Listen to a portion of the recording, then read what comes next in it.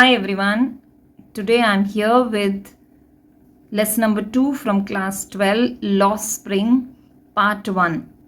Now, Lost Spring talks about the stories of stolen childhood. It has two stories. This is part 1, which talks about author and her conversation with rag pickers.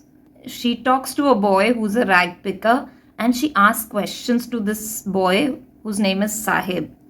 She asks Sahib, why do you do this? Why do you work as a rag picker? And she has seen this boy every morning looking for gold in garbage. That means searching for things in garbage. And as per Sahib's mother, what she has told him, storms have taken away their home and field in Dhaka. So they have come from Dhaka. They have come to Delhi and settled here. But the memory of his village is just a distant one. He doesn't remember anything from it. And then in response to this question, Sahib tells the author that he has nothing else to do and that is why he works as a rag picker. When asked why he doesn't go to school, he tells the author that there is no school in neighborhood and that is why he's not going to school. And when she questions again and she says that if she starts a school, will he come? She knows that it's a hollow promise, but when she meets Sahib again, Sahib asks her casually that, is your school ready? And she feels embarrassed about the promises she has made, which she would never be able to fulfill. So this is common in our society. Promises are made, but there's nothing done about it. And then she asks another rag picker boy why he was not wearing chappals. She gets the answer that his mother has kept it on the shelf and she would not take it down. And even if she would do that, he won't wear it because they are used to moving around the city bare feet. And there was another boy who was wearing mismatched shoes, naturally because they could not afford it because of utter poverty. And then she realized that it's a tradition to remain bare feet. And she wonders whether there is any explanation for poverty also. Now, Sahib's real name is Sahib-e-Alam. He doesn't know the meaning of his name. The meaning is Lord of the Universe, but he's unaware and he moves around the city picking garbage. So his name is opposite to what he actually does. Then the author tells us about this Udupi story. She was told by a man that when he was young, he used to pray for shoes while crossing the temple.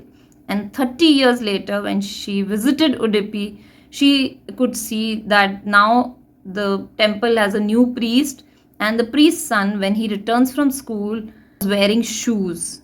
And then she remembered another boy's prayer who prayed to the goddess that he doesn't want to lose shoes, and his prayer was granted. So now she could see that priest's son can wear shoes while these rag pickers are shoeless. So he's privileged that he could afford shoes. The author also talks about an area, Simapuri, in the periphery of Delhi.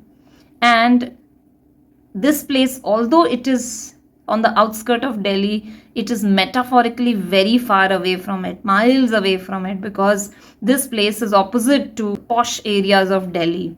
So Bangladeshi lives here who have come in 1971. Earlier this place was a wilderness, but now it is filled with these refugees living there. There's no arrangement of sewage, no drainage, no running water. These people, they have no identity. They only have ration card because they need food.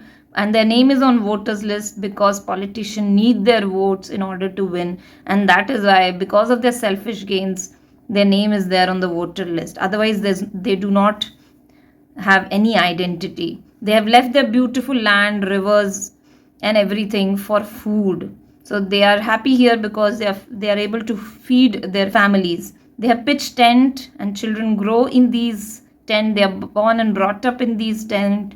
And rag picking is a fine art there. For them, garbage is equal to gold. For children, it is a world wrapped in wonder. Even Sahib sometimes get a 10 rupee note and he's happy about it. For elders, garbage is their way of livelihood. And Sahib, he meets the author again, and one winter evening, she could see that Sahib was standing at the fence and he was watching a tennis game. Like school, he also could not fulfill his desire of playing tennis. It's an expensive game, but he's allowed by the gatekeeper to take swings. He was now wearing tennis shoes because it is winter, but there is a hole in it and it might be discarded by a rich boy because of the hole, but he's happy to get it. And this game is out of his reach. Naturally, he cannot play this game. And another morning, she again meets Sahib, and Sahib was going to a milk booth carrying a canister. And this canister belongs to the owner of a tea stall where he works now, and he gets 800 rupees. He's carefully taking this canister because he's not the owner of it. And this canister seems to be heavier than the plastic bag he used to carry when he used to be a rag picker. So Sahib now is no longer his master. He is working under someone. Part 1 talks about the hollow promises made by people and politicians and how these promises are not fulfilled. Second, it talks about the perpetual state of poverty in which these rag pickers live and there's no hope for them. Then it also talks about the relevance of garbage in life. So for us, garbage is something to be disposed of, but for them it is just like gold. And this part 1 is also about rag picking, how it is converted to an art. I hope you like the video. Please like, share and subscribe to the channel. Thank you.